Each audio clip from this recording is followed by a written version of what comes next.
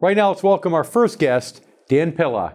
He's tax litigation consultant with experience in IRS procedure, and he's also an advocate of taxpayer rights. He's also the author of 15 books, including his newest book, which is now out, Small Business Tax Date. Dan, thanks for being here with us today. Hey, my pleasure. Thanks for having me, Dave.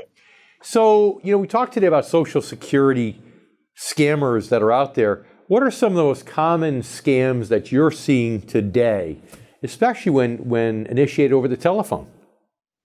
Yeah, well, the telephone scams are the so-called impersonation scams, Dave. And these, what happens is people get a phone call from somebody pretending to be from the IRS or from the Department of Treasury. They make up names. I mean, the syntax is all messed up when you're talking to these people. They'll say things like, Bureau of Internal Treasury or something like that.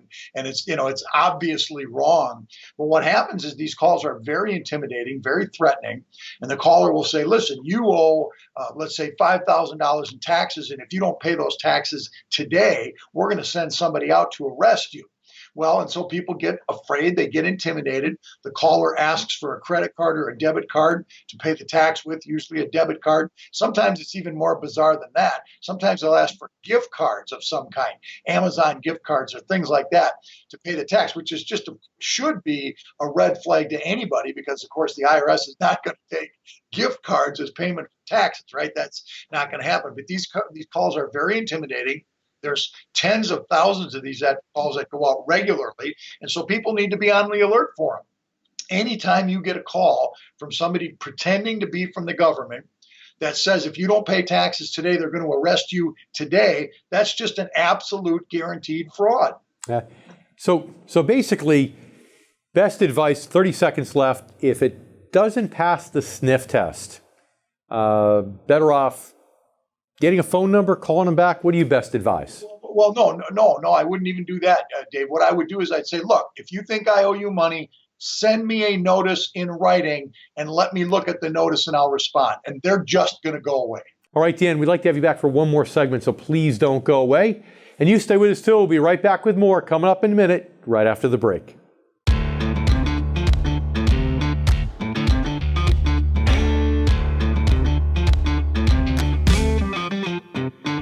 Let's bring back in Dan Pilla, tax litigation consultant and author of 15 books, including the brand spanking new Small Business Tax Date. So, Dan, I have to ask you a question. Sure. Is part of this that people almost expect to be harassed by the government today, and maybe they feel like this is just normal? Is that what's happening at all, do you think? Well, I certainly think there's some of that. I think the biggest problem, though, is people are so afraid of the IRS that whenever they hear those initials IRS, they stop thinking and they go into a panic mode. And, that the head is not clear. I mean, we see this all the time with legitimate IRS correspondence where people are so afraid of their IRS problems or interacting with the IRS. Dave, they don't even open their mail.